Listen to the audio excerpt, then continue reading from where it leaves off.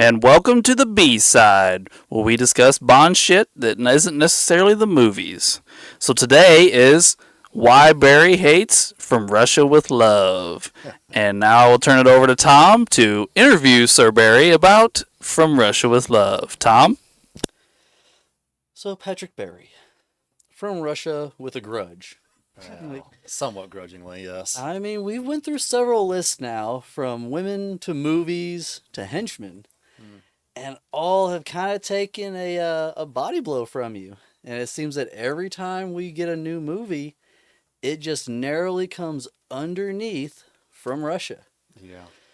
So overall, like I know I said, we're only comparing the movies with the others here and all. But tell me, you also haven't put anything above it. And I've noticed that. So you haven't necessarily said anything is better than from Russia, but you said a lot is worse. So what is your rationale for keeping it where it's at? There have been some of the more films that I based on this list again. I know that people love it when I say that. I would rank some of Moore's films above number four, which is where From Russia is on our list. Um, I don't hate From Russia with Love. I think it's a good movie.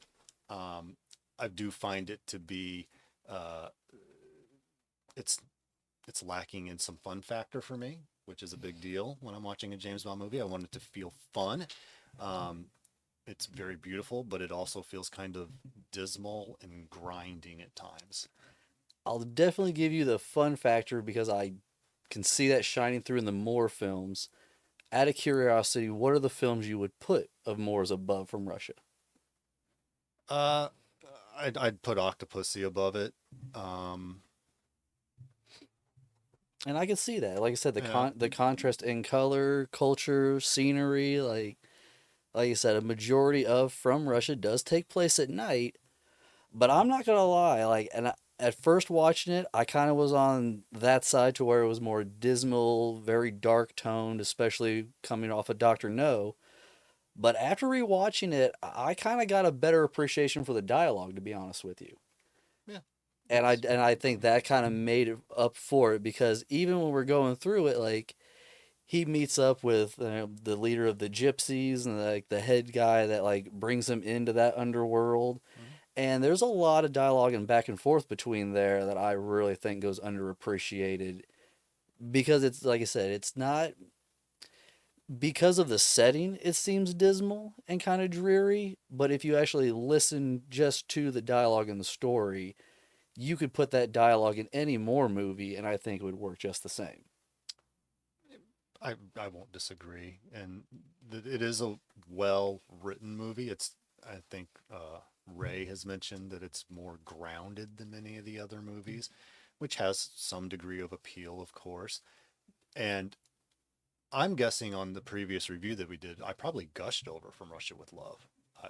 Again, I don't dislike the movie, but having been through Connery's Bonds, and then again, and now being through most of Moore's Bonds, I just prefer a lighter version of a Bond film.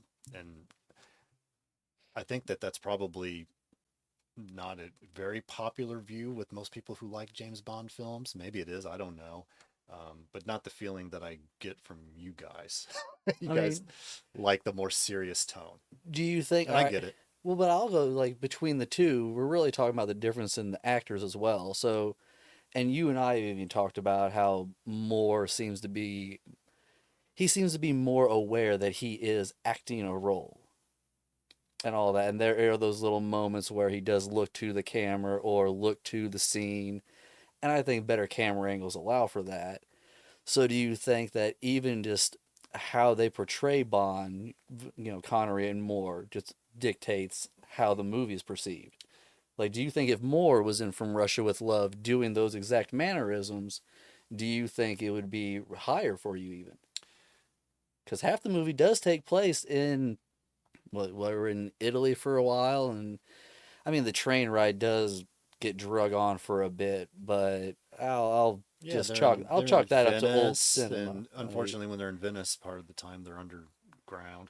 But anyway, But they're ancient ruins, and I give them a pass on that because I even thought like, man, how cool would it be to like every day you're commuting through Alexander the Great's canals. yeah, Like, who the hell gets to say that? Like, that's Karen Bay awesome. gets to say it. Yeah, like that is an awesome flex. I don't care who you are. Yeah. Like, Um, Considering what Roger Moore would look like in this role, I think it would look pretty similar. I mean, whoever the actor is, I assume is mostly going to play to the directing and to the writing, and this is just a different movie than a man with the golden gun or whatever. well, A different feel, a different vibe altogether. I think what occurred at some juncture through the production of these films is that they became more aware of, yes, this is by its very nature somewhat silly. That's just the nature of kind of a fantasy spy movie, and that's what these are. And they just took that and they made that part of it and accepted it with something of a wink and a nod, which Roger Moore is always great at, in my opinion. And they do venture over the line sometimes into absurdity, but again, I can move past that quickly because I'm there for a good time. so do you think what you're describing in the Moore era is really the separation of the two directors? Because had Moore done From Russia with Love, he would have got both directors on that one film. It may be a matter of direction, Well, it's just how to emote like the line into the camera or where to look and all that. Like I said, I think directing when we say it, it's more than just sitting there telling people what to do. It's like I'm right, telling you how to deliver a line and from what angle and how I want you to like even like look up at the camera in certain ways. Like right. you said, and stuff that Moore is good at, and I think that it's something that we didn't get out of Connery because we definitely don't see as many cutscenes in those films, and you definitely get more of a panorama shot in Connery's movies. Yeah, yeah. I mean, there can be some funny editing at times in the Connery movies. I just the actors, of course, are a big part of it. Connery has a more serious portrayal and persona, regardless. Moore seen as kind of more of an affable sort of guy, and I think that just comes across on screen with both of them. And it's truly, I think, largely just a matter of personal taste. Is I enjoy some degree of silliness in these movies. Um, and there is silliness in the Connery movies, but they just kind of move past it as if you're not to realize that it's silly. Is that kind of fair to I get say? to where yeah, to where it's like you said, it literally is the wink and the nod, and you overlook it. Whereas, like you said, the other is to where like I'm supposed to actually acknowledge that you just winked and nod at me, and that's the running joke. Right. I think Like I want to point out though that Roger Moore never gives the game away, like being overly silly or anything of that nature, in my opinion. It's never a look into the camera knowingly to break down the fourth wall. no, It's a gesture, a look on his face, a smirk, a smile, the way he says something that just makes it it's more the charming. way he emotes into the Yeah. camera, basically, and through the situation, like you said, like he probably emotes more situationally. Here's an example, and it's a small thing, and I know that I don't know about you, but I know the other fellas didn't like it, and it's silly and it's a small thing, but truly, in Octopussy, when he tells the tiger to sit, the way he says it and the way that he moves his arm, it's a silly small thing and it doesn't matter, but he hits it just right because to play it any other way would have been dumb or overly serious, and he just nails it perfectly. Well, it's all like really, I think in that situation, especially, no matter what you see in that situation is going to be conveyed as the same way. You just told a tiger to sit. Like, so it doesn't matter if you said it in Oh, a I think it serious, matters. like, yeah, you may say, like, your life depends on it, but I mean, I don't think it matters in the sense of, like, how he delivers it for the audience, I Oh, guess. I think it matters. But of course, you're welcome to not think Well, so. but like I said, it's like there's a difference. Like, first off, telling a tiger to sit is not what I'm going to do in that situation. Like, Right. that's the last thing I'm going to do. Well, So, I mean, just on nobody would be in that situation. Well, right? no, not unless you're James Bond, apparently, you Right, know. But even right. It's so, the if I'm a inherent trained MI6 silliness. agent, I doubt that I'm trained to tell a tiger to sit if I'm ever in this Of situation. course not. So you would just, in some degree of panic, just go sit and I think I and would just back away. Like, I don't think there's any dialogue. It's not like I know the tiger speaks English. right. Well, I mean, again, Roger Moore didn't write the movie. No, Right. no, he was only He directed to he say just this make and the act this best out way. of what he's given, Like, and I think he always did. But back to From Russia with Love, it's a very good movie. It's a very good movie. Um, but if I want to watch a serious spy movie, I don't want to watch a James Bond movie. well, fair enough. So then, where do you stand on Henchman then? Because I know we talked about Grant and had a big debate about him the other day. And to be honest with you, I Grant kind of grew on me this second go around. Like, Yeah, I liked him more in my most recent viewing, yeah, and he more so than I gave him credit for initially. He drives the plot forward. yeah, Um, because you wholeheartedly expect number five to fail. yes, Like the fact that number three and number five are both like set upon this mission and all. Like you know that one of them is going to fail from the start and be used as an example by Blofeld here. right. So then it's all a matter of like now there's like a plot within a plot type deal and all that, which Mhm. is funny because it's almost like one of the little Russian nesting dolls and all that. Yeah. To where like you see it fail and then you see number five get offed. Right. Like, but like I said, number three has her guy still going and all that. Right. Like Yeah. they're still there, and like you said, he's the one that's he's keeping Bond alive throughout so much of it, just so he can dispatch of him at the right time. Yes. He's magnificent at his job. And he could, well, and like I said, unlike the other henchmen where you're just the bodyguard for the main guy, like you're the bodyguard for Bond pretty much until I give you the order to off him. Right. Which I think one, like you said, very professional, competent, and like I said, he could have done it at any time. Honestly, during the Gypsy raid would have been the best time because then it would have just looked like you got shot in a crossfire. Right. It would have been the best cover and everything to off an MI6 agent at random and all that. And then Right. like, oh well, why is this agent in Istanbul? Like, Right. But then, like you said, it doesn't accomplish the mission. no, and like I said, it's a bigger game being played. So I don't think Grant got a lot of credit from that. Yeah.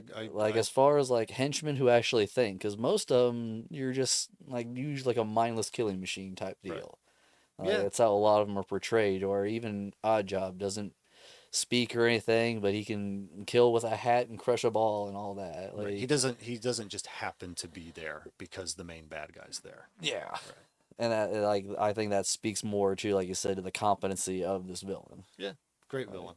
So, but I really think that he I don't think that he got the shake. I did like the list. I stand by the list. It's my list. Like, so I'm gonna say that Barry. Right. Like, It's fine.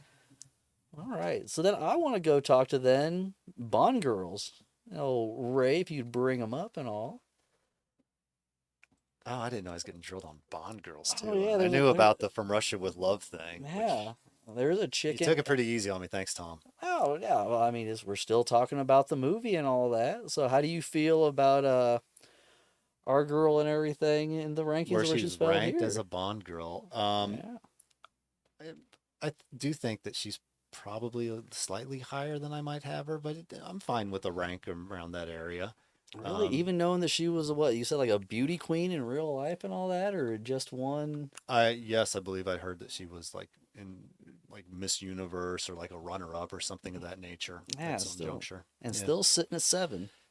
Uh, yeah, I didn't dislike the character, but there, obviously other Bond girls I found more intriguing. Other Bond girls I thought were, more appealing physically.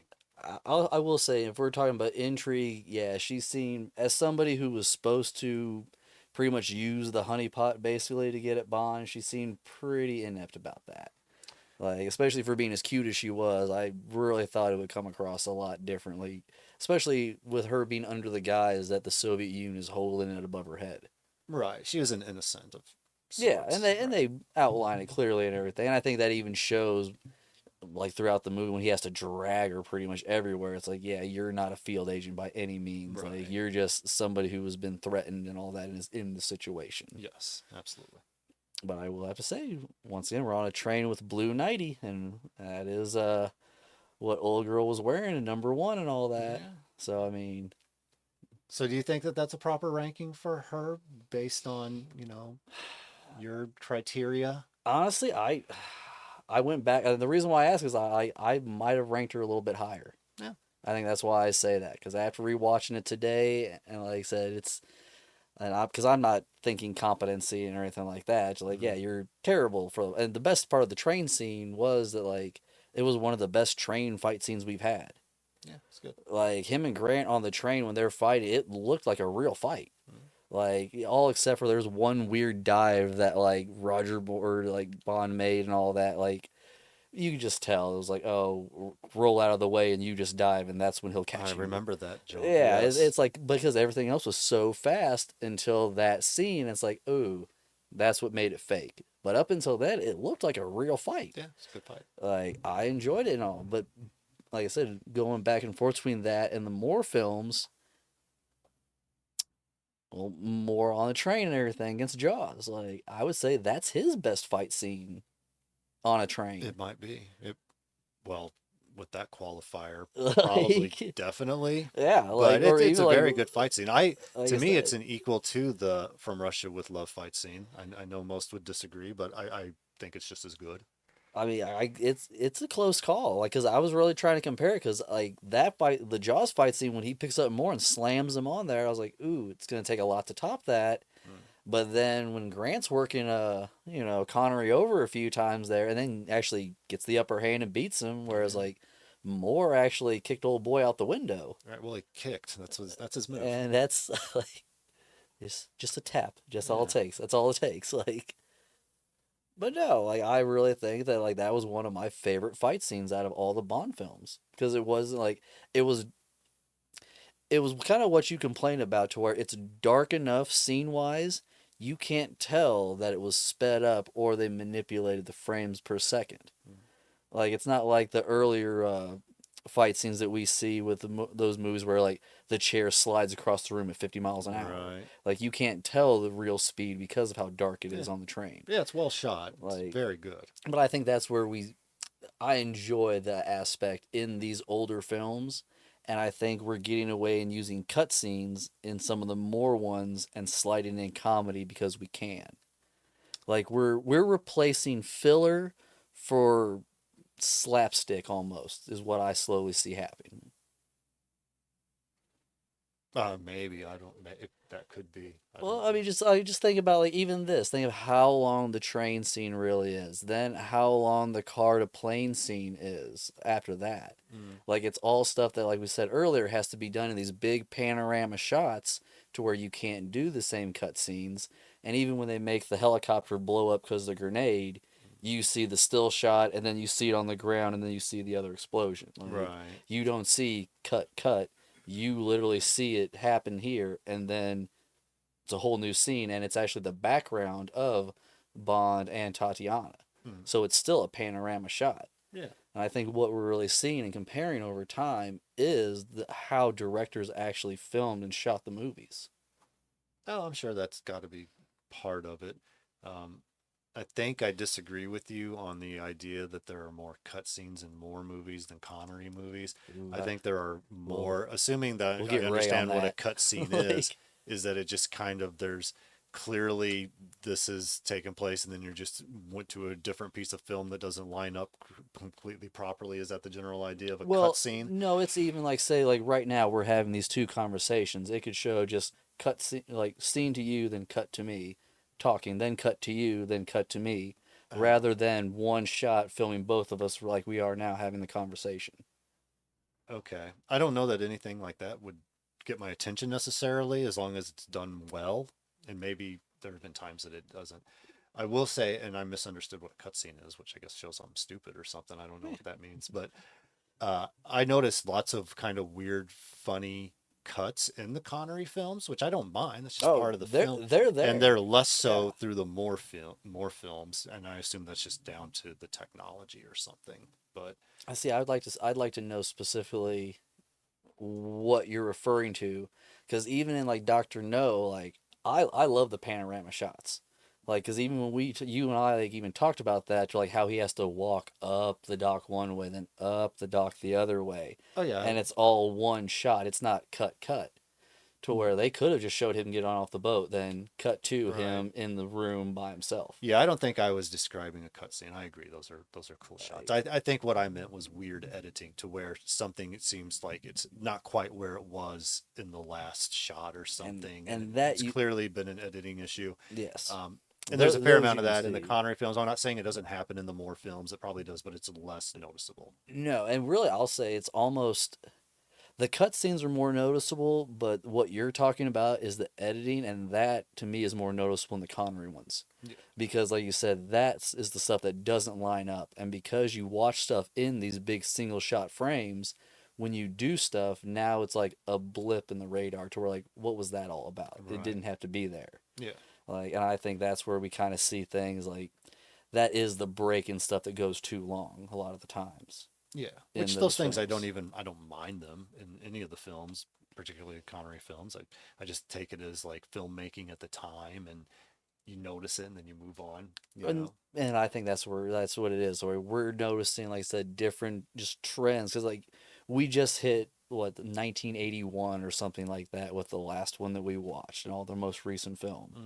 So right there, like we went like for like what 50s, 60s, 70s, and now 80s, and like you can definitely tell even just in the opening like music videos that they do that there's just a difference in cinematography in general. Yeah. And I think it's one of those to where, like I said, especially when you see the same actors in it, it's so benign that unless you go back and watch the earlier films, you don't notice it. Hmm. Because, like I said, going back and watching From Russia after seeing some of the more ones, it's obvious that these cutscenes, it's almost like scrolling through Twitter and all that. It happens so fast if you really pay attention to it. Like, it happens really quick. Whereas the older ones, it is like, it's a slower, more drawn out storyline. Mm. And I think a lot of that lends itself to the directing. And then, which brings us just back to we have two directors in the first Connery films, and they split for the Moore series. Mm. So you have a different director every other film, a different director telling you how to play your version of Bond Right. every other film, to where what is the end product then? Yeah, that would definitely play a role in the performances and the end product and the cinematography. Absolutely. Yeah. But to your credit, I really think Moore is coming into his own. Because, like I said, we've seen a lot of stuff. Like, just think, like, from the start, Live and Let Die. Like, just right there, the cigar, like, just weird nonsense. He tried getting rid of the drink. He tried carrying himself differently. And some of the stuff made the comeback, some of it didn't. And I think over time, I think Moore is now comfortable playing Bond. Like, we've made Yeah. it up to Octopussy now, and we've got one more film, and I really don't see how he's gonna top Octopussy, to be honest with you. It would be hard to at this point. Like I I mean, and given his age and given just the nature of kind of just how the series has gone. I mean, I think it's gone fine. I like all of the movies to some degree or another. But topping it probably pretty tough. I agree. and that's well to where to the point of it's. I think we'll see. Like is it one film too many, or should he have bowed out in Octopussy? Because I know we even talked about how Connery sometime like should he have came back and done this extra film and all that, Mm, or because what was happening or what was even being talked about at the time. Like I would have liked to know that. right. Like, were people saying that they liked more better, or was there that divide to where Connery just got a wild hair up his ass and was like, "No, I'll show you that I'm James Bond, and I'll show you why I'm the original." Like, why come back and all that after so long? Probably a healthy paycheck. I mean, money does talk, so Yeah. I do not deny that at all. But it will be interesting to see a 50-something-year-old Connery as James Bond. Yeah, Yeah, and I'm sure on many levels it'll be perfectly fine. and we get an even older Moore for his last movie. Like, Yeah. so he's because I believe he's even older than Connery in that. Yeah. They are So not young men at this point in the early mid 80s. no. But that's all right. They're still out there kicking ass and whatnot Yeah, for king and country. that's right. Well, Barry, I don't really have anything else unless you'd like to defend any other misguided hatred you have for our Soviet comrades. Like, No, no, no. again, it's a great movie. I have no problem with it. I'll probably watch it every year and a half, 2 years. I like it. Um, I just like other movies a little more. I mean, well, there you go. Hmm. At least you're honest, Barry. All right. Well, that'll be it for Blockbuster Bums, the B-sides. Stay tuned for more.